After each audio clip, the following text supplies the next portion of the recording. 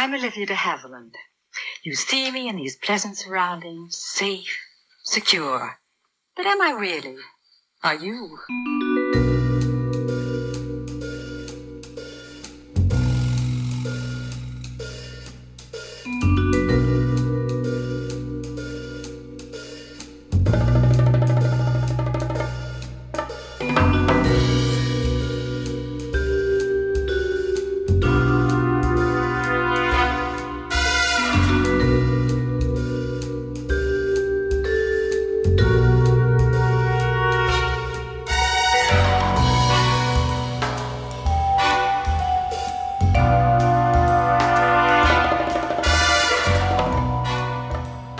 Welcome to episode 15 of the Horror Double Bill, the podcast where each week we pair two movies to create something far greater than the sum of their parts.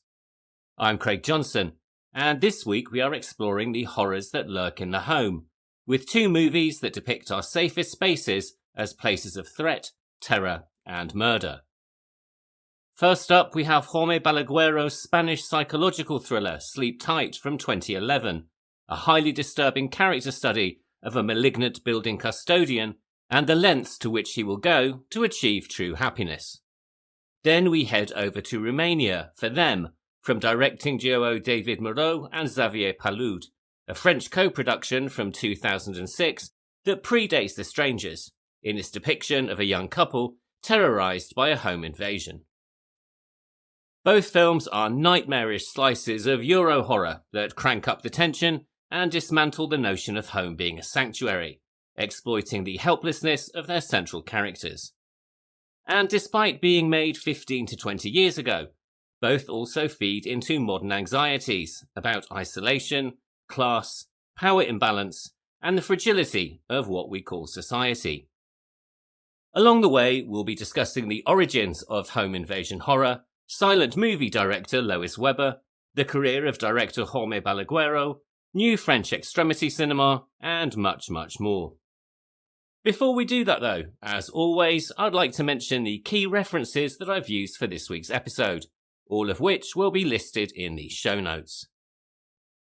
For the discussion on Sleep Tight, I've referred to the books Spanish Horror Films by Antonio Lazaro Ribol and The Spanish Fantastic by Sheila Rowan Legg. I've also referred to interviews with Jaume Ballaguero, Luis Tosar, Marta Etura, and Alberto Marini on the websites diariodevenusville.com, moviemuser.co.uk, milanacine.españa, and 20minutos.españa. I've also referred to video Q&A sessions with Ballaguero from several of the film's premieres, and all of those can be found on YouTube. And for the discussion on Them, I have referred to the book Films of the New French Extremity by Alexandra West, and interviews with David Moureau, Xavier Palud, Olivier Bonamy, and Michael Cohen on the websites ecranlarge.com, devildead.com, and allocine.fr. I've also referred to bonus material, including the making of documentary, that is available on the special Blu-ray edition from Umbrella Entertainment. The subgenre of home invasion horror really exploded in the early 2000s, possibly as a reaction to the cataclysm of 9/11, with the invaded home reflecting the sudden shift in belief about national security and personal safety. But its roots go back much, much further, even to the turn of the last century. In 1897, a man called Oscar Metenier opened a very small theatre in a disused and desanctified chapel in the Pigalle district of Paris. Located at the end of a long, cobbled and dimly lit alleyway in what was then one of the most crime-ridden areas of the city, this would become home to some of the most violent, shocking and extreme theatre that the world had ever seen. And he called it the Théâtre de Grand Guignol, or, to translate it into English, the Theatre of the Big Puppets.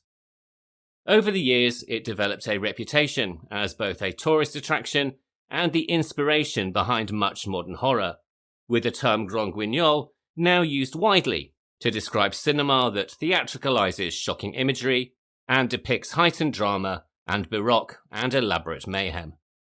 Theatre of Blood from 1973 and Suspiria from 1977 are both examples of Grand Guignol cinema. But then again, so are films like Whatever Happened to Baby Jane from 1962 and its follow-up, Hush Hush Sweet Charlotte, from 1964. I first became aware of the term when I was about 8 years old, and I saw it in a book called Horror Movies, written by a man called Dennis Gifford. This was a seminal book of the 1970s, and was an absolute must-have for any fans of the horror genre. I never had a copy myself, and I was incredibly envious of a school friends edition, something that we would pore over on the school bus, with mouths agape at the lurid movie stills within. And in this book, there was a chapter called How Grand Was My Guignol, in which Mr. Gifford described the origins of the horror movie. However, I was only 8 years old, and I had no idea of the origin or meaning of the term, and I certainly didn't speak any French. In fact, as many listeners will be able to attest, I'm still completely unable to. Something that will doubtless become even more apparent as we progress through this week's episode. So for me, it was pronounced Grand Guignol, and it was probably the name of a filmic monster, rather like the creature from the Black Lagoon. Many of these short one-act plays that were performed at the Théâtre de Grand Guignol, or Theatre of the Grand Guignol, which is how I still say it in my head, were written by a playwright called André Delorde. And in 1901, he wrote a play called Au Téléphone, or At the Telephone, which is now probably one of the most famous ones that was performed there. This tells the story of a man who leaves his wife and children to go away on business, only to receive a panic-stricken phone call from his wife telling him that intruders are breaking into their home. And our protagonist is forced to listen helplessly as his wife and children are horribly and brutally murdered. And that's pretty much the end of the play. As I mentioned, the Theatre of the Grand Guignol liked to specialise in shocking material. This play, written nearly 125 years ago, and which uses the, as then relatively new technology of the telephone as a tool for terror, is, as far as I've been able to tell, the earliest example of a home invasion horror story ever written, or at least ever performed. And its influence is with us still. Swap the telephone for a Zoom or Skype call, and you have the basic horror at a distance narrative of movies like Unfriended from 2014. At the Telephone would go on to be filmed in 1909 as The Lonely Villa by D.W. Griffith, a man perhaps best known today for his 1915 movie The Birth of a Nation, and the less said about that for better. But 6 years before all of that, he gave the world its first home invasion horror movie with this 1909 short.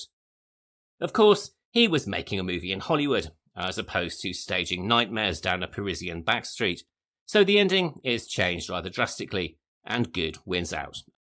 And as if to prove that remakes are not a recent innovation, the story was kind of retold just a few years later, in 1913, by America's first ever female film director, Lois Weber, with her short movie, Suspense.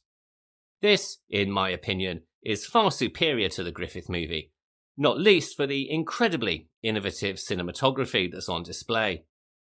In this film, Weber pioneered the use of split-screen photography, as well as including a number of sequences that for the time were incredibly groundbreaking, including overhead close-ups and reflections in car rearview mirrors, all of which is quite staggering really, given the bulky nature of the equipment that she and her team would have been using. She has gone on to be described as one of the most important and prolific film directors in the era of silent movies, and film historians have also said that, along with D.W. Griffith, Weber was the American cinema's first genuine auteur, a filmmaker involved in all aspects of production, and one who utilised the motion picture to put across her own ideas and philosophies. The IMDb credits her as directing 135 films, writing 114, and acting in 100. She was also one of the first directors to experiment with sound, and the first American woman to direct a full-length feature film, which was The Merchant of Venice in 1914. Very interestingly from my perspective, She was also one of the first directors to come to the attention of the censors in Hollywood's early years, though I'm not exactly sure why. Perhaps more importantly, in 1917 she was also the first American female director to own her own film studio, so groundbreaking doesn't even begin to describe her. Both The Lonely Villa and Suspense are available for you to watch for free on YouTube. To be honest, unless you are a genre completist, you can probably give The Lonely Villa a miss, but Suspense is definitely worth watching for the ahead-of-its-time camera trickery and the way that Webber originated techniques that are still used by many directors today. Moving forward in time, it is in crime drama and film noir that we see the subgenre really start to develop. In 1939, the Columbia Studios movie Blind Alley, based on a successful Broadway play of the same name, featured a psychiatrist and his family being held hostage by an escaped criminal and his gang. During the hostage situation, the psychiatrist analyses the gang leader, and the film is a highly enjoyable combination of noir crime drama and Freudian dream theory. It's available to watch on YouTube, and despite a couple of creaky performances, it has much to recommend it, not least some rather surprisingly dark moments. This was followed in 1955 by the similarly themed The Desperate Hours, directed by William Wyler and starring Humphrey Bogart. This was based on a play and novel of the same name, both of which were very, very, very loosely inspired by real events. This again tells the story of an escaped criminal gang who take a family hostage while trying to make their escape. Interestingly, the original Broadway production had a young actor called Paul Newman in the role of the main antagonist, but as he wasn't exactly a household name at the time, he was passed over for the movie and the role was aged up and given to Humphrey Bogart. Perhaps even more fascinating, though, is the backstory of the real crime itself. In September 1952, the Hill family of Pennsylvania were indeed held hostage for 19 hours, but were, by their own account, treated courteously and with great respect by the criminals. The criminals were arrested shortly after the event, and the Hills moved away from their home to start a new life and escape all of the publicity. The incident, however, was used as a very loose inspiration by the writer Joseph Hayes when he wrote his novel The Desperate Hours.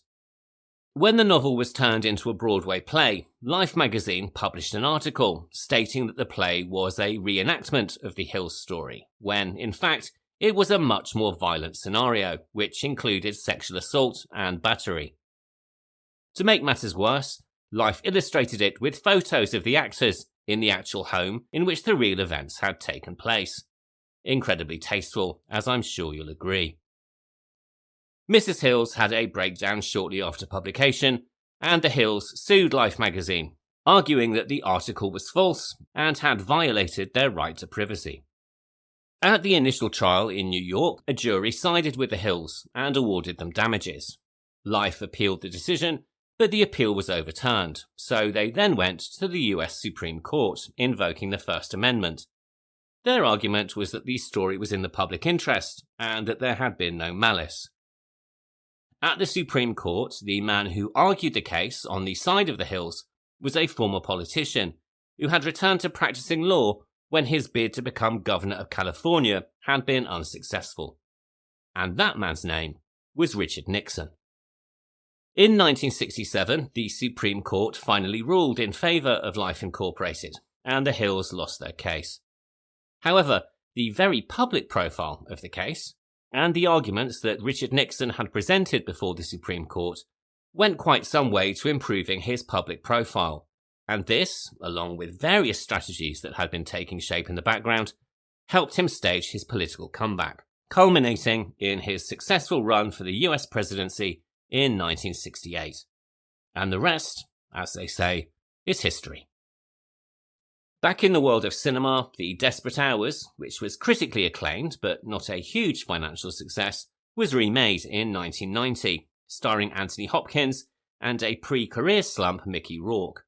Though, to be honest, it's not a very good movie, in my opinion, and viewers would probably be better off sticking with the class and noir sensibilities of the original.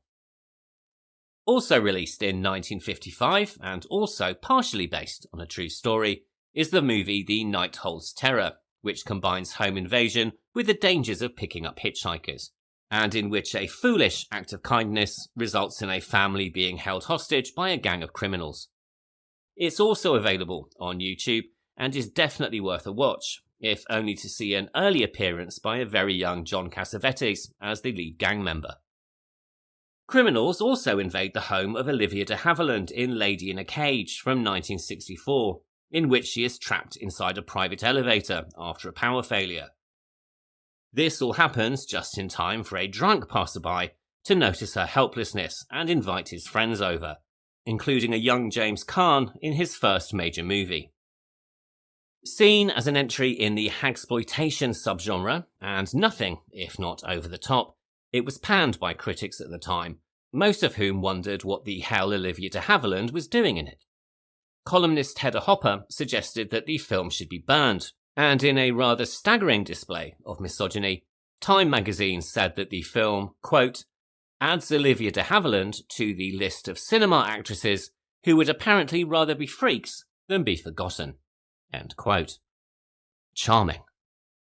In hindsight, though, despite its somewhat theatrical melodrama, the Grand Guignol strikes yet again, it is an interesting depiction of societal fears of the time, with a fair amount to say about class, privilege, and mindless violence.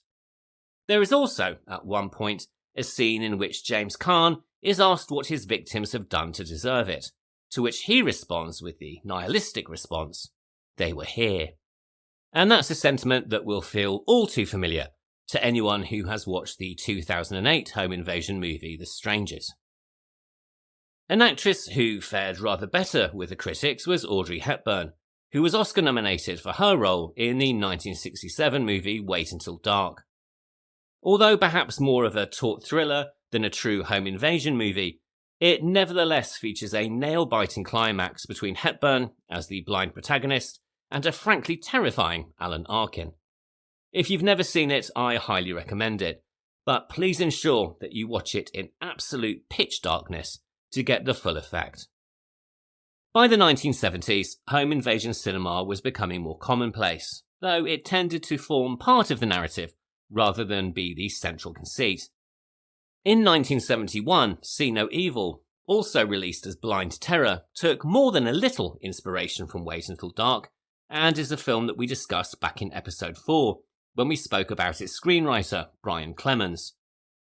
In the same year, Sam Peckinpah directed Dustin Hoffman, Susan George, and Peter Vaughan in Straw Dogs, an incredibly uncomfortable film based on a novel called The Siege of Trench's Farm. I've only seen it once, and to be honest, that was enough for me, but many people have rated it Peckinpah's best work. That being said, others have called it deeply misogynistic and problematic in the way that it depicts sexual assault, so it's really down to the viewer to decide which side of the argument they sit on. It is without doubt a very well-made film. I just don't think it was necessarily made for me. Perhaps inevitably, it was remade in 2011, just as the home invasion peak of the early 2000s reached its climax. This version starred James Marsden and Kate Bosworth, but I haven't seen it, so I cannot comment as to its quality or its relationship to the original. Across the 1970s and the 1980s, we of course saw the rise of both the Italian giallo film and the slasher movie, many of which used home invasion as a plot device. I've decided to not include them in this discussion because we really don't have time, though there probably is an argument that something like Torso from 1973 could easily find a home here due to its last 30 minutes. The same is also probably true of Wes Craven's Last House on the Left from 1972, in which murderous criminals take shelter in the family home of one of their victims. And if we're including that, we should also include its remake from 2009, which again came as part of the millennial spike in the home invasion subgenre. The success of the original Last House on the Left also, of course, gave rise to a number of imitations, most notably from Italy under the Filone principle that we discussed back in episode 5. These include Night Train Murders from 1975 and The House at the Edge of the Park from 1980, a surprisingly late ripoff in which David Hess all but repeats his Last House on the Left performance, but with the added sleazy gloss that we have come to expect from Italian exploitation movies of that period. Of course, all of this consumption of violence comes at a price.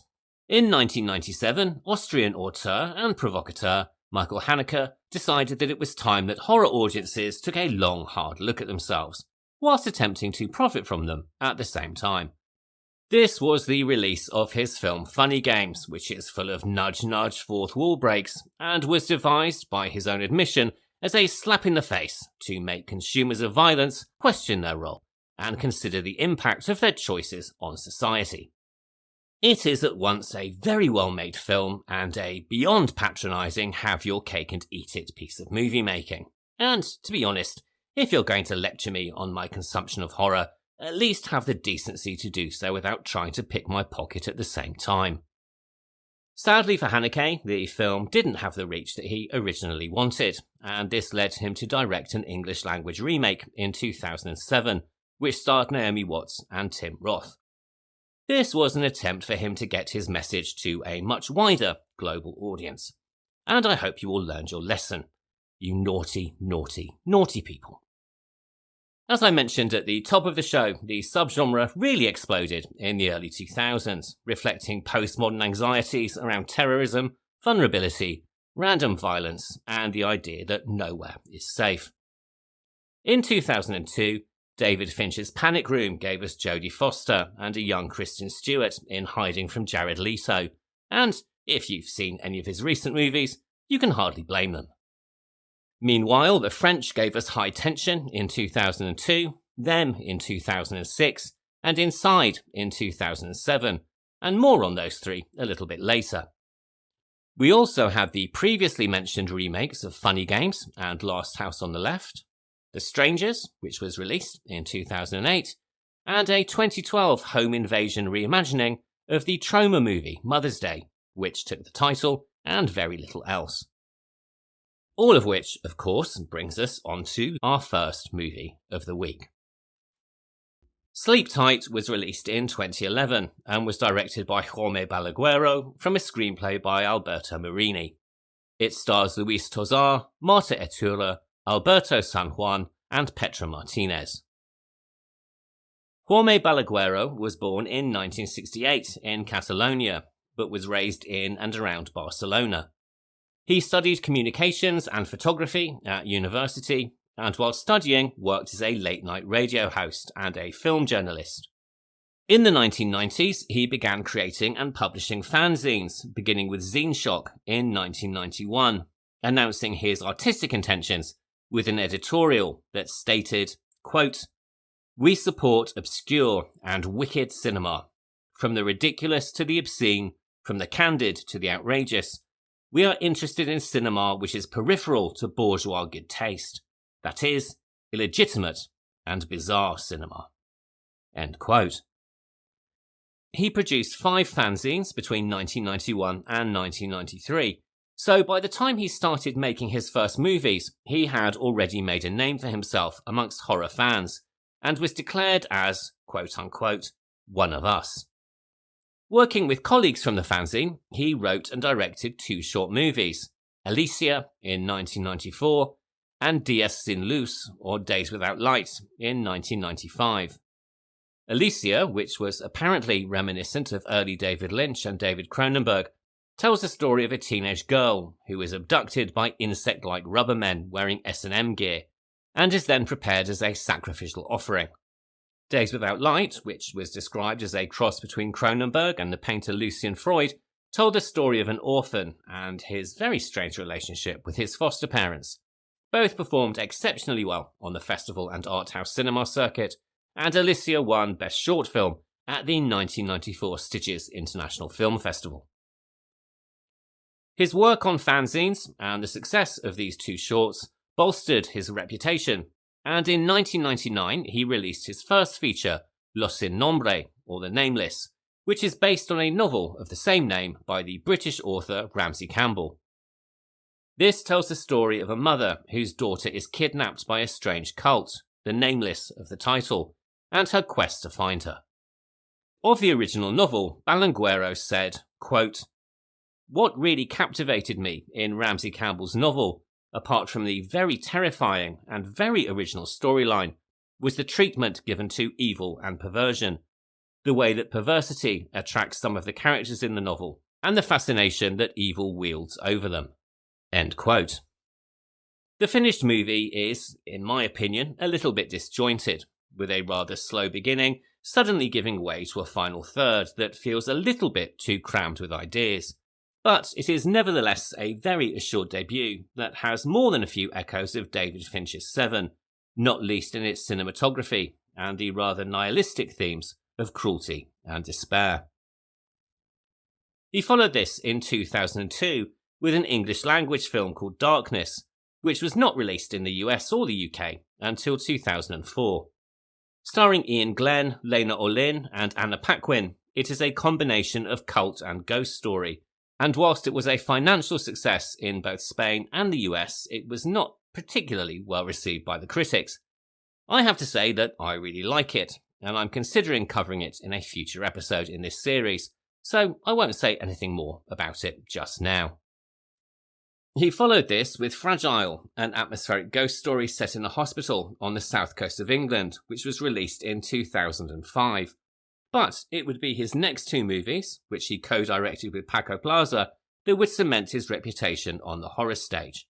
And these were the brilliant found footage movies Wreck, which was released in 2007, and its immediate follow-up, Wreck 2, which was released in 2009. These are intense and incredibly atmospheric movies, covering a viral breakout in a locked-down Madrid apartment block. And if you've never seen them, then you really are missing out. Found footage for me can be a little bit hit and miss, but when it's done right, it can be absolutely brilliant, and both of these movies do it perfectly. And again, we're going to be covering both of them in a few weeks' time, so I won't say anything further.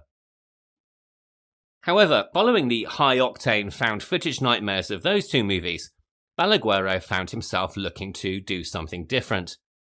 For him, Wreck and Wreck 2 were experiments in trying to make a different type of movie than he had previously, and he wanted to return to what he called a more conventional style of filmmaking. And when he saw the screenplay from writer Alberto Marini, he knew it was the perfect choice. It was a thriller built through small, everyday elements that, when manipulated, would allow him to unleash horror on the audience. And here we are getting into the spoiler section, so if you haven't seen the movie yet, it's time to proceed with caution. As I mentioned last week, if you're in the UK, this is a very difficult film to get hold of, but it is available to stream on Shudder in the US, and I believe also in various other territories. So, if you have access to a VPN, you can watch it that way. Sleep Tight is, if I'm honest, not necessarily a home invasion movie in the traditional sense of the term, in that the victim of the invasion has little to no idea that it is actually happening. As a result, there are no panicked moments of realization or desperate attempts to escape that tend to be the staples of the genre. What we have instead is a far more insidious and slow-burn thriller, where the viewer is aware of everything that is happening, while the nominal heroine of the film has no idea whatsoever. The screenplay tells the story of Cesar, a doorman in a quite frankly stunning Barcelona apartment block, who spends his days tormenting the various residents in an effort to make their lives as miserable as possible. The main focus of his attention through the movie is Clara, a young and happy-go-lucky resident who has also had the great misfortune to attract his attention. Sadly for Clara, he also has full access to her apartment, and uses this ability to inflict any number of horrors on her, including drugging her with chloroform, lacing her skincare with irritants, infesting the apartment with cockroaches, and much, much worse. The writer, Alberto Marini, is also a producer and director, and had already worked with Ballaguero in his capacity as an executive producer on the Wreck movies. In addition, he also scripted the TV movie To Let, which Ballaguero had directed in 2006 as part of the Spanish anthology TV series Tales to Keep You Awake. The inspiration for the screenplay, which he would later go on to adapt into a novel, came during a trip to New York. At the time, he and his wife were considering moving to Manhattan and were touring apartments with a real estate agent. Although they realised very quickly that they couldn't afford to live there, what struck them was the essential nature of the doorman in the apartment buildings. In Marini's own words, quote, "The doorman is an essential person because he enters your life. You have to like him. He's a life partner who goes hand in hand with the apartment." It reminded me of when I lived in Turin, where the doorman also had the key to our apartment. It wasn't uncommon to come home from school and find him at home delivering a package or running an errand. End quote. And from there, he thought, what if the guy who is so central to your life is crazy? What if he is evil? And so the initial concept for the screenplay was born. He wrote the script on spec, thinking initially that he would direct it himself, although once he finished it, he gave it to some friends that he trusted, including Ballaguero. Ballaguero was very impressed and was initially going to be the executive producer, but later offered to take on directing duties himself. Marini thought to himself that no one would be better directing it than his friend, and so the two swapped places. For Ballaguero, the main point of interest was that, although the story of a monstrous character tormenting an innocent girl had been told a million times, this story told it from the perspective of the monster.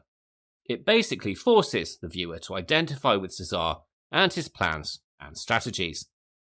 He was particularly interested in setting up a moral conflict within the audience, and in this I think he is incredibly successful, far more so, in my opinion, than Michael Haneke's nudge-nudge, wink-wink approach that I mentioned earlier. In this film, we are, as the viewer, entirely complicit with the villain, forced to observe silently as he creeps out from under her bed, injects her face and body lotions with caustic ingredients, and infects her apartment with cockroaches. Not that this is where we think the film is heading when it first begins. Themes of loneliness and isolation are laid out from the very start, as we hear the voices of callers to a radio helpline show. And then we are immediately introduced to Cesar, our very strange protagonist. He tells us in voiceover that he can never be happy, and in fact, never has been. We see him balancing on a ledge at the top of the apartment building and believe that he is about to end his life. And little do we know that in fact it would probably be better for everybody else in the movie were he to follow through and just jump off. After the tone is set, Ballaguero tricks us with a false mise-en-scène. We see Cesar waking up next to somebody that we presume is a girlfriend or lover. He gets dressed and creeps from the room, and we assume he is leaving for work, and that he just doesn't want to wake her up. We are, admittedly, a little confused to then see him enter his own apartment in the basement of the building, but we are still not at this point particularly suspicious. Perhaps he and the woman, who we later find out is called Clara, are having an affair that has to remain secret, and this is why he needs to creep out in the early hours of the morning. Even the initial interaction between Clara and Cesar as she leaves the building could be mistaken for that of two secret lovers, and were we not aware of the genre of the movie, this is most likely what we would believe. It is only much later, when we see him hiding underneath her bed, that we realise that we have been tricked, and that something very, very dark is happening while Clara is sleeping. In an interview with a Spanish publication at the time of the film's release, Ballaguero explains that the film is a game, one with 3 players, Cesar, Clara, and the viewer.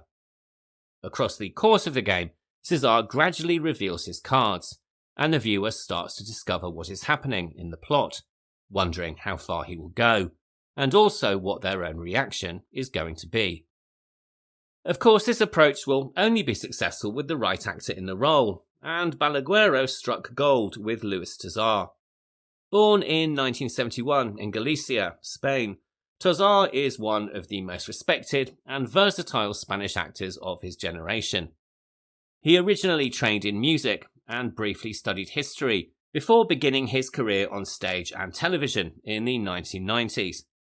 His early breakthrough came with a TV series called Spring Tides, which opened the door to national recognition. His film career really started to gain momentum in the early 2000s with a Goya award-winning role in the film Mondays in the Sun in 2002, in which he co-starred with Javier Bardem. He then went on to win another Goya for his portrayal of an abusive husband in the 2003 movie I Give You My Eyes. An intense and incredibly magnetic performer, he has worked in both Spanish and international productions, and he says he was attracted to playing the character of César because of the perversity of the central idea and the evil side of the character, saying, quote, "The fact that he's very twisted was part of the attraction for me. It was really like the evil side of things and taking the audience along for the ride. And for me as an actor, that was part of the fun. It felt like a big prank." End quote. As César, the actor gives an incredibly intense and magnetic performance, though, to be fair, I've never seen him give anything less than that.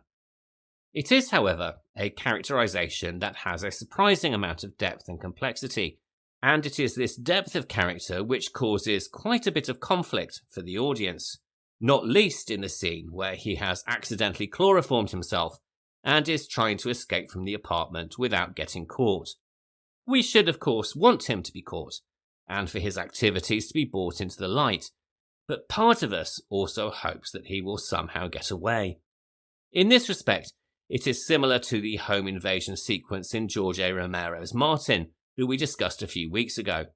And this scene is immediately followed by a brief but mesmerizing sequence of adrenaline release when he makes his way down in the lift, and the physicality that he displays in both of these scenes is really nothing short of spellbinding.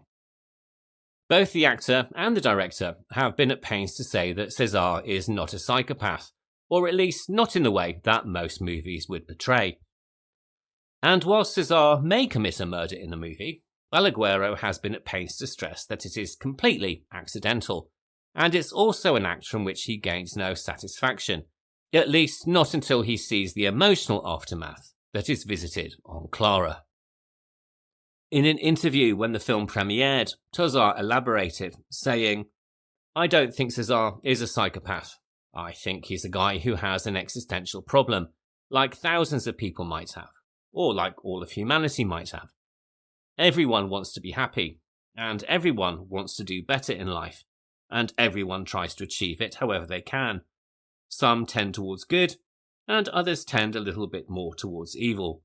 And César is a guy who has decided to lean directly towards evil."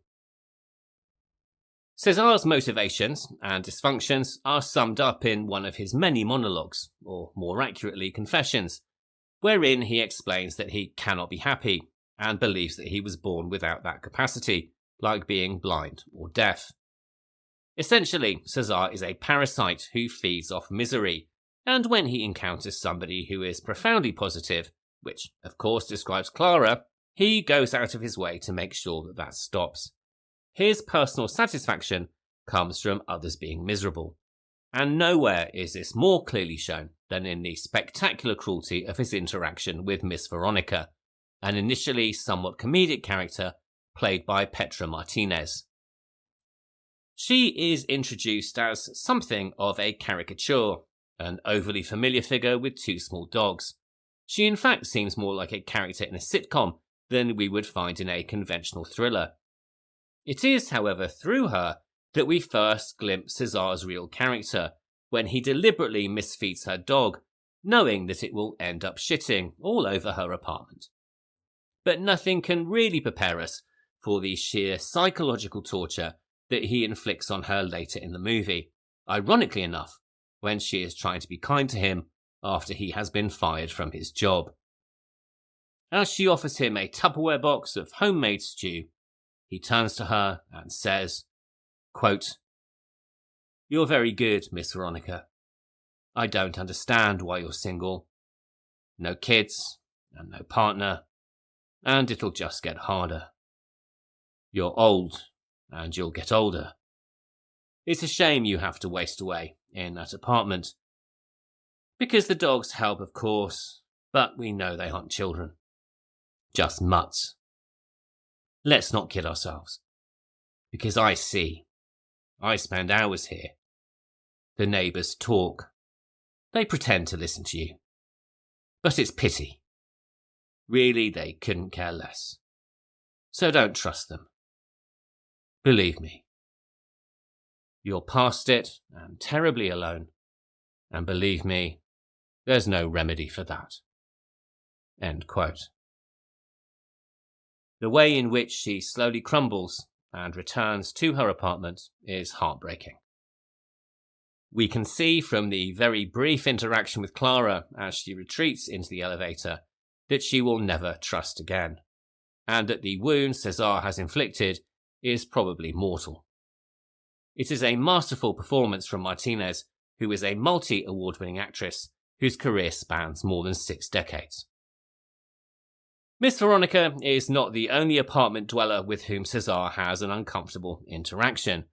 There is also the character of Ursula, the young girl who truly sees him for who he is, and who, despite only being a child, holds a significant amount of leverage over him, blackmailing him at first for money, and then for pornography. And it is this dynamic that underlines the fact that he is not a typical psychopath, as somebody who was would clearly have disposed of her long ago, or at the very least do so at the climax of the movie, where she is certainly terrorised, but ultimately released. Ballaguero himself was particularly fascinated by Ursula as she appeared on the page, causing him to question the nature of her personality and ask himself, who the hell is this young girl who can stand up to a man like César? I think her character can be treated very much in 2 ways. She could be a typical preteen, and I think if we're honest, most of us in our own childhoods have probably experienced to some degree how truly awful many preteen girls can be. So in that respect, she could just be a very bratty child with far too lenient parents, who is chancing her luck and seeing how far she can push things, testing the boundaries before she enters adolescence. Her shock and doubtful hesitation when César gives her the adult movie she has asked for would indicate that this is most likely the case, as to be fair does her outright terror when he comes to visit her towards the end of the film. There is, however, another possibility, and that is that she and César are kindred spirits, and that she is in fact a little monster in the making. This is something that certainly occurred to Louis Tosar, as he explained in an interview that he always saw Ursula as a replacement, and that perhaps when César is out of the game, she would take over his role in the apartment. I have to say, I feel incredibly sorry for Miss Veronica, if that were indeed to be the case. But of course the real relationship is the one between César and Clara, which is frankly rather a one-way relationship, as Clara has no idea of César's activities. To her, he is just the doorman, someone with whom she exchanges pleasantries every morning, and who helps her with bug infestations or unblocks her drains. Clara is played by Marta Echura, who has described her character as being cheerful and optimistic. Everything is going well for her, at least as far as she is aware. She has a creative job and is in love with her partner. She is the absolute antithesis of César, and that, of course, is what makes her a target. The actress has said she was allowed a great deal of freedom to bring her own creativity to the character, and this is something we see in the moments that she is alone, or supposedly alone, in her apartment. With very little dialogue in the film, what we learn of her character we learn through observation, much in the way that she is observed by César, and we become voyeurs to the intimate moments of her life. The scene where she dances around the room to loud music while César is hiding under the bed was a tourist suggestion and was not in the original screenplay. She went on to say, quote, "I wanted to do this scene because I found it interesting and because it somehow reinforced that this violation of her privacy was even more underlined." End quote. What is particularly awful, in a way, about her situation is that, apart from the letters and text messages, she actually has no idea at all of what is happening and feels she is just having a run of extremely bad luck. When we see the montage of her slowly losing energy as a result of the constant chloroforming, or hiding her eyes as she doesn't want to see how bad her rash has become, we, as the viewer, are all too aware that she is the victim of repeated violation, while she has no idea that anything untoward is happening. And this makes us, as the viewer, even more complicit in his scheming. When all is finally and brutally revealed to her at the end of the film, it is a truly devastating moment, and one from which we doubt that she can ever recover. The final relationship that I want to discuss is the one that he has with his mother, or at least we assume that she is his mother. Given the incredibly sadistic nature of the character's interpersonal transactions, she could, in fact, quite easily be somebody unrelated that he has decided to torture.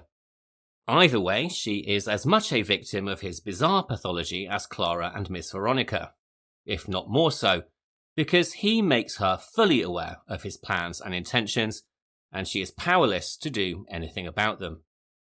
There were originally ideas of expanding the relationship between the two, but these were not put into practice. And as it is, these scenes have a quiet and tragic menace about them. She is clearly both terrified and saddened by the things that he tells her, even if she can barely respond, save looking away. For a man who began his career with fanzines that celebrated extreme gore movies and violence, in practice, Ballaguero's movies tend to favour suggestion and dark psychology over explicit gore, and this is certainly true of Sleep Tight. This is a film where the discomfort comes from the mind games that César plays with his victims, and the intentional cruelty that he inflicts throughout the narrative, including getting the cleaner fired from her job and her son arrested. The violence, when it comes, is, as I mentioned earlier, accidental, but there is a horrific realism in the way that Marcos slowly bleeds out, the light in his eyes slowly fading, and a look of helpless realization on his face. It may be a very brief moment, but its impact is far greater and hits far harder than many other horror movie sequences that often fall into the realm of the cartoonish. The one criticism that I have with this movie, and it is admittedly a very slight one, is the final song used to play out over the end credits. While the film has judiciously used ironic pop music to undercut the malice, I feel that the brutal and frankly gut-punching final sequence is let down somewhat by the continuation of this approach and the use of the Burt Bacharach song Keep Me in Mind as the final credits roll. Personally, I would rather that the film had played out with more of the superb orchestral and electronic score from Lucas Vidal. This had played to great effect across much of the picture, and it's a score for which the composer was deservedly nominated for a Jerry Goldsmith Award in 2011. But, like I say, it is a very small gripe though. When it was released in 2011, Sleep Tight was met with mostly positive reviews from critics. Many praised it as a tense and unsettling thriller, with several highlighting the skill of the director in building slow burn suspense.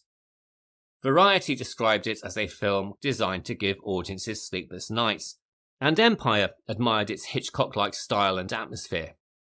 Reviewers also singled out Louis Tozar's performance, calling him chilling and compelling, and overall, the critical consensus was that it was an effective psychological horror that lingers long after viewing.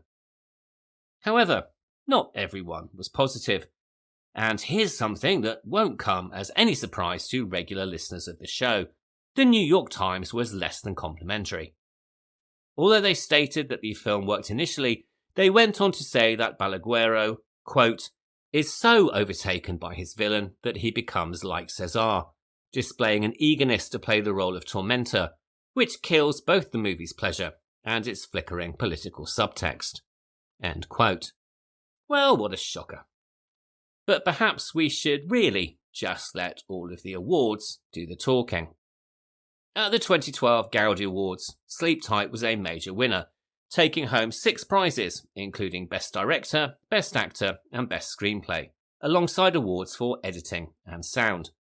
It also won Best Screenplay at the Fantasia Film Festival, the Silver Hugo in the After Dark competition at the Chicago International Film Festival, and it also earned Petra Martinez a Spanish Actors Union Award for Best Actress in a Minor Role.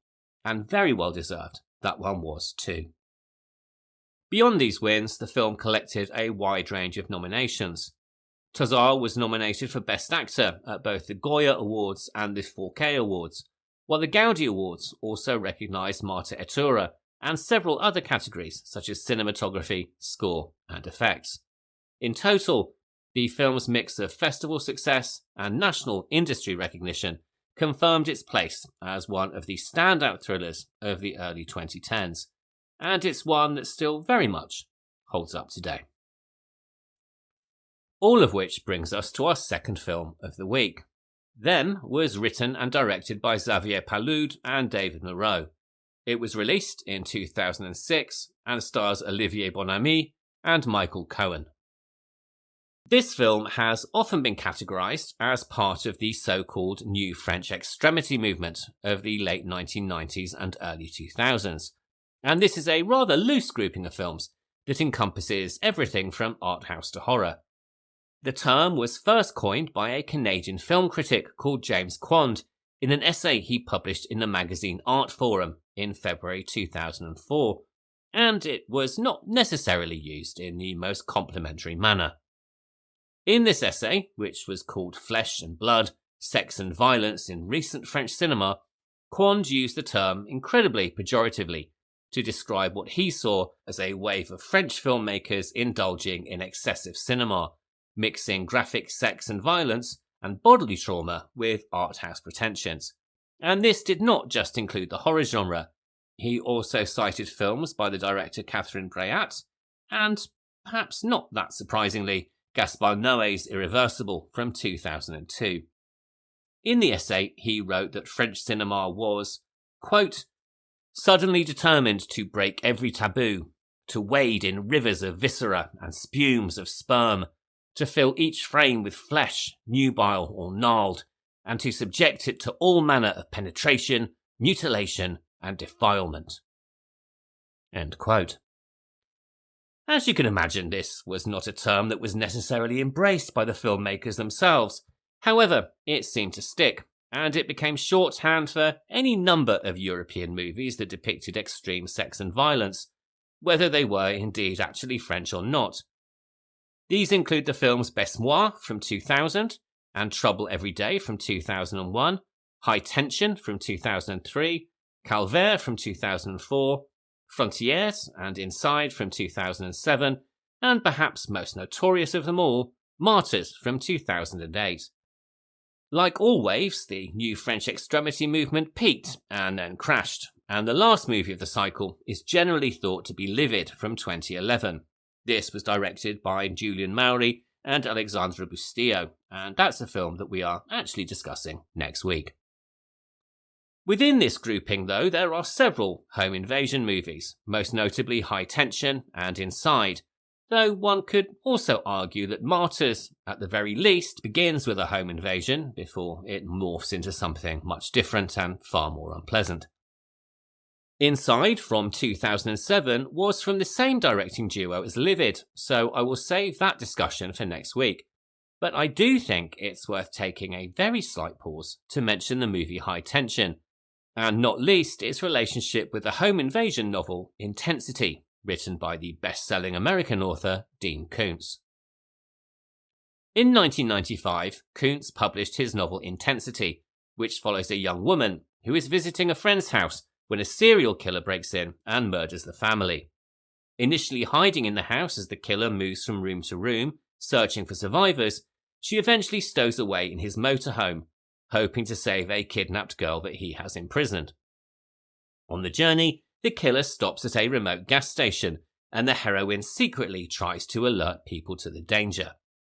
Koontz has often cited it as one of his most tightly constructed thrillers, and the narrative is marked by relentless pacing, perhaps unsurprisingly, given the title of the book. It was adapted into a fairly faithful TV miniseries in 1997, starring John C. McGinley and Molly Parker, and this was broadcast widely, especially on cable, and also, very importantly, international syndication.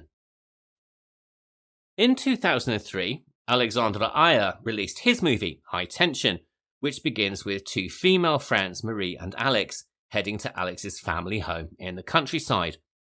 That night, a serial killer breaks in and murders the family, while Marie hides in the house as the killer moves from room to room searching for survivors.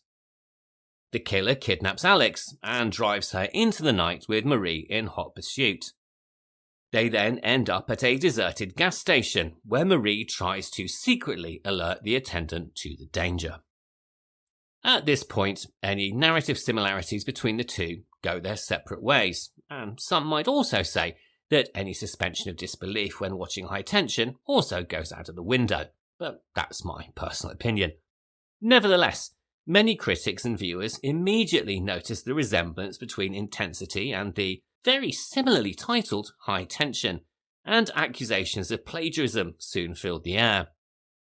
Dean Koontz himself publicly acknowledged the similarities but chose not to sue, reportedly believing that a lawsuit would only draw more attention to the French film, and which, according to his website, he considered, quote, so puerile, so disgusting, and so intellectually bankrupt that he didn't want the association with it that would inevitably come if he pursued an action against the filmmakers. End quote. Ayer himself has rarely spoken about the controversy, though at the Sundance Film Festival in 2004, he reportedly acknowledged that he had read Intensity and was aware of the parallels between his film and the novel. At the same time, though, he referred to his movie as a tribute to all horror films, so kind of sidestepped any direct commentary on the similarity between the two. To be honest, at the time, all of this very much passed me by, and I really wasn't aware of the Dean Koontz work until long after I had seen High Tension, and I happened to catch the miniseries on cable TV late at night in the UK. And while the two narratives do admittedly diverge at the midway point, the similarities are, in my opinion, very much in your face and very hard to miss. Which is a shame because, given the incredibly contrived twist at the end of High Tension, the acting and the first half of the film were, to my mind, the only things it had going for it. That being said though, I do of course own a copy of it on Blu-ray Special Edition, so I guess I can't dislike it all that much. In amongst all of this blood and thunder, the film Them sits rather uncomfortably, as it is a rather restrained film in terms of violence. And I think its categorization as part of the new French extremity movement does it somewhat of a disservice. What it is, in my opinion, is a lean and taut thriller that wrings a great deal of tension out of a very simple premise. A young French couple, Clémentine, a French teacher, and Lucas, a novelist, are renovating a very large and very isolated home in Romania when a group of unknown assailants arrive at their house in the dead of night and begin to torment them. At first sight, this of course seems very similar to the plotline of The Strangers, which was released 2 years later, in 2008. And since the release of that film, there has been a fair amount of online debate as to whether The Strangers is an unofficial remake, or even worse, a rip-off, and inevitably, of course, which of the two is the better movie. Although The Strangers did go into production 4 months after the US release of the French movie, it is not a remake or indeed a rip-off of the earlier film. As we discussed at the beginning of the episode, home invasion was very much in the zeitgeist in the early 2000s, and the screenplay for The Strangers had already been written as early as 2004, so it's hardly the same thing as the Intensity and High Tension debacle. It's just one of those movie-making coincidences that we see from time to time. As to which movie is better, well, I think that's very much down to your personal preference, and also probably which one you saw first. The two are very different in tone and style, with The Strangers very much inspired by the Manson murders, as well as a series of break-ins that occurred in the screenwriter's neighbourhood when he was a child. And it also leans more heavily into the American slasher subgenre, with its masked killers slipping their way into horror iconography. Personally, I prefer the French film, as it leans more into my taste and style preferences. But that's not to say that The Strangers is a bad movie. I just like this one a little bit more. And now we are getting into the spoiler section, and as I mentioned last week, this is not currently available on streaming in the UK, but you can find it on Shudder in the US and in other regions. The directors of this movie, Xavier Palud and David Moureau, met working on advertising productions. Both had studied at film school, but preferred a more hands-on approach to developing their skills, so they took on internships and worked as runners and gophers on film sets to gain real experience. Although they have said they didn't particularly like each other when they first met, an evening with mutual friends listening to film soundtracks made them realise that they liked the same cinema, and it was from this common bond that they developed a friendship and ultimately a working partnership. They started to show each other their respective scripts and short film ideas and realised that each had a different and helpful perspective on the other's work. Although both had ideas that they were trying independently to get off the ground, they also soon realised they could probably do a lot better if they joined forces. They decided to write a film that wouldn't cost much and could be self-produced, and the aim was to create a story that would interest viewers and give it a shot at actually being made into a real film. They quickly realised that this naturally sounded like a genre movie, and more specifically, it sounded like a horror film. They then asked their friends what things scared them, and nearly all responded that it was the idea of someone breaking into their home, which is a fairly understandable response. This then formed the basis for the movie, and also the decision to stay with the protagonist throughout, with the intruders themselves remaining hidden. And in this respect, them is the exact opposite of Sleep Tight, as the viewer has a shared experience with the victims and only knows the information that the victims themselves obtain as they go through the movie. The first draft of the screenplay was written in 3 months, with the two swapping pages with each other as the writing progressed, trying to scare each other with what they each came up with.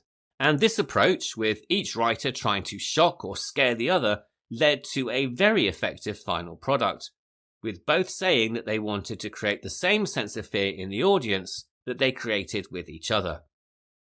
The draft then took a further 3 months to refine, and the two started to send it to producers to test its strength and, importantly, its marketability. Out of the 5 producers contacted, 3 responded, one of them being a man called Richard Grandpierre, who had already produced the films Brotherhood of the Wolf in 2001 and Irreversible in 2002. He would also go on to produce Martyrs and Gaspar Noé's Climax in 2016, and so signing with him for a debut movie was really no small achievement. And at this point, I think it's probably worth discussing the quote-unquote based on a true story aspect, which is, if I'm honest, something that has dogged many a modern horror movie, especially since the turn of the millennium. It is true that whilst working in the Czech Republic on an ad campaign, the writers were told a story by a taxicab driver about an incident that had happened to an Austrian couple living in the region. However, the details are sketchy at best, so I think that we can probably say that this film was inspired by a conversation with a taxi driver and leave it at that. Personally, I am rather tired of the whole based on a true story trope, and it's something that I could very much live without. I certainly don't need it to make a film any scarier. That being said, there is some historical context to the movie that I think is worth discussing. The choice to set the movie in Romania is an interesting one, not least because of the troubled history of the country. Between the years of 1965 to 1989, Romania was under the control of the authoritarian regime of Nicolae Ceausescu, a period that was marked by economic mismanagement, dictatorial control, and social engineering.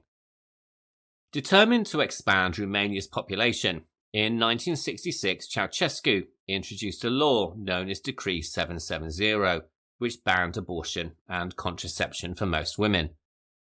This, combined with declining living standards, economic problems, food shortages, and heavy state surveillance, resulted in widespread poverty and the institutionalization of thousands of children whose families could not afford to raise them.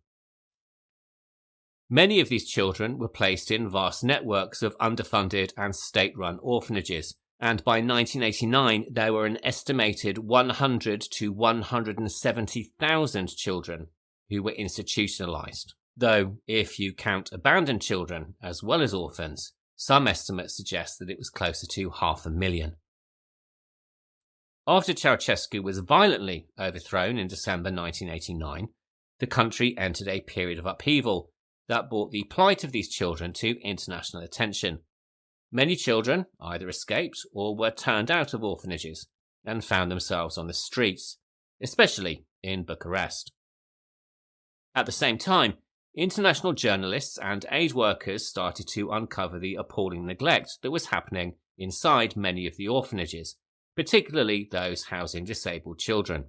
Reports suggest that more than 15,000 children died in state institutions from 1967 to 1990, mainly due to neglect and abuse. There was outrage at these revelations from the international community, and that led to reform, with Romania reducing the number of children in large residential care and shifting to family-based and community protection models. Many such children were depicted in a 2001 documentary called Children Underground, which followed groups of orphans aged between 8 and 16 who lived in subway stations and who survived by scavenging and inhaling solvents to cope with abandonment, trauma, hunger, pain, and despair. It is, of course, highly likely that the writers of this movie were aware of this, and it is therefore no stretch at all to imagine that the children revealed at the end of the movie, inhaling solvents from a bag in the sewer, are products of the former regime and its regressive and barbaric policies towards sexual health and reproductive rights. In this society, Clementine and Lucas are the perennial outsiders, a couple who have moved to Romania and who have capitalized on the power of the euro to buy themselves an obnoxiously large house. They are critical of the country that they have moved to, and they've made no effort at all to learn the language or even fit in. As outsiders to the country, they are as much the them of the title as the children that are tormenting them.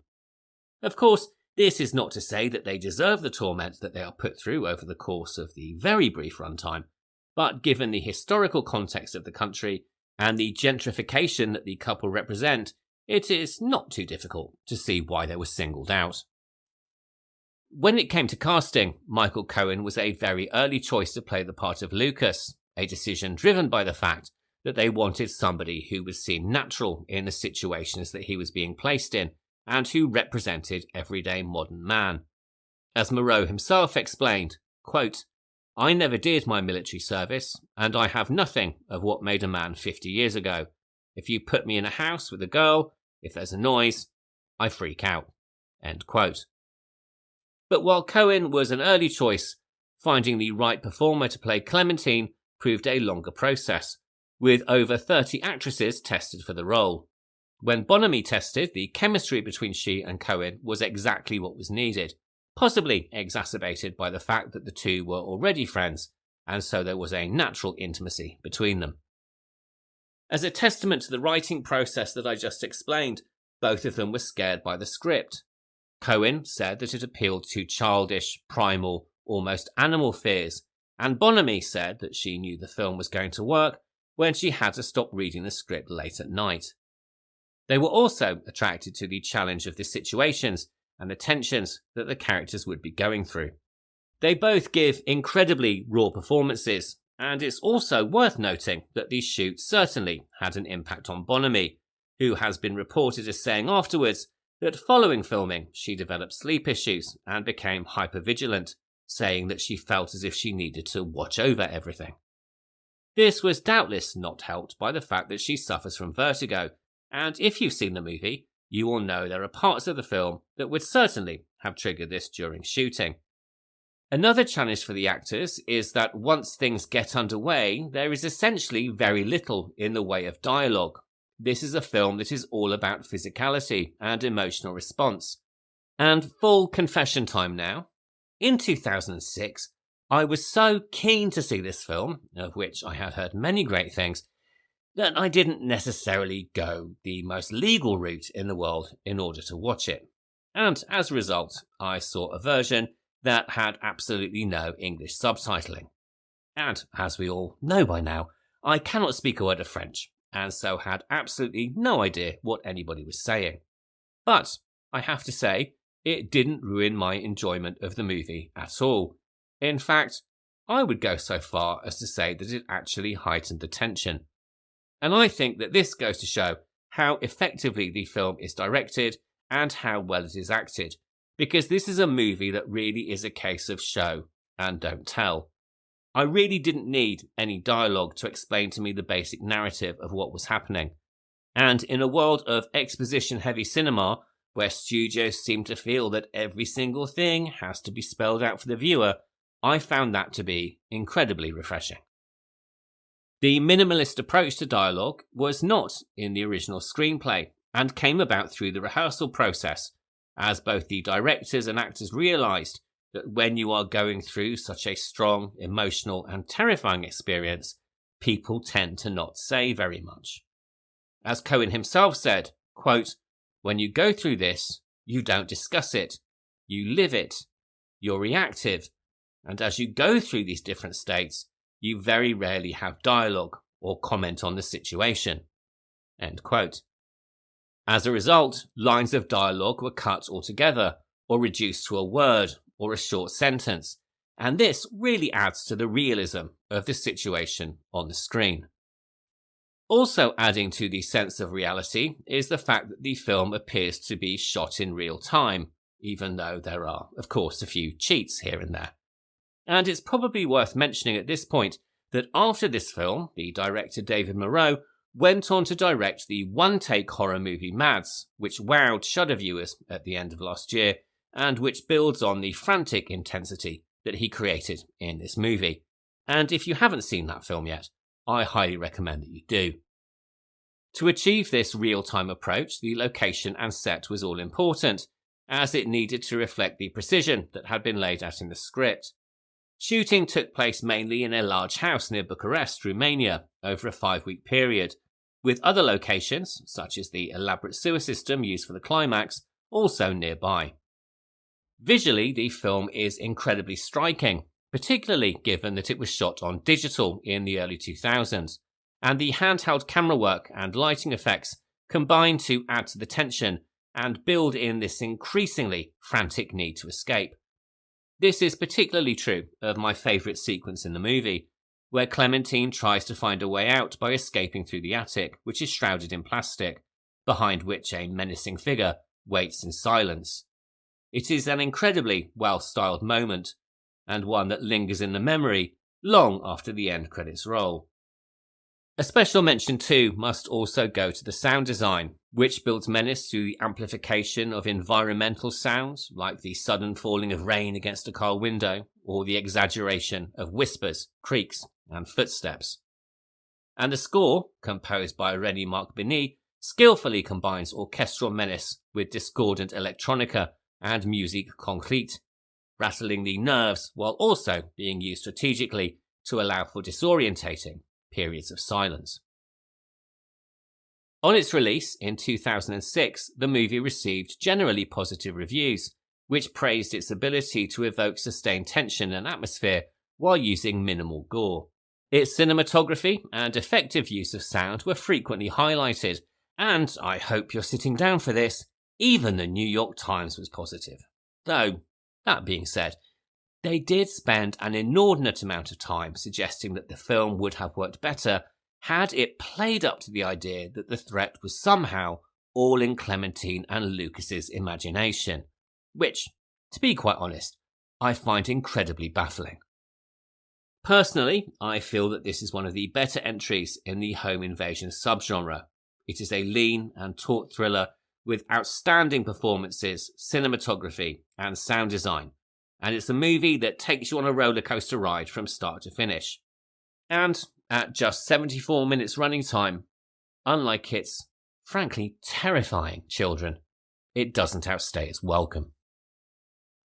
Sleep Tight and them offer two sides of the home invasion coin, with viewers of the first acting as accomplices to the crimes of its protagonist, and viewers of the second acting as witness to the terrors of its central characters. Both are also movies that are incredibly high in tension, while being relatively restrained in gore, relying instead on the strength of the performances and screenplays to create their impact.